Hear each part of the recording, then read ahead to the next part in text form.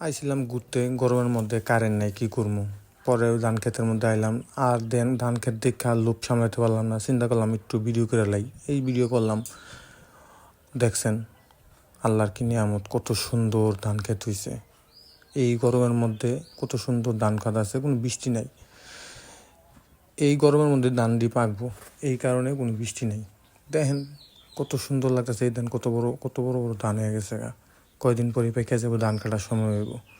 আমরা দোয়া করি সবাই যেন সুন্দরভাবে ধান কাটতে পারে, সবাই যেন ধানগুলো নিতে পারে। পরে ভিডিও করতেছি, হাঁটতেছি, সামনে আগাইতেছি। দেখেন সামনে পুকুর আছে, বড়টা পুকুর আছে, কিন্তু পুকুরে নাই মাছ। কিল্লে মাছ নাই, মাছ এই গরমের মধ্যে কেমনি হইব? মাছ নাই, মাছ এই গরমের মধ্যে মাছ পানিতে থাকতে পারবো না। এর লেগা মাছ বাদ দিয়া পুকুরের মধ্যে লাগাইতেছে ধান।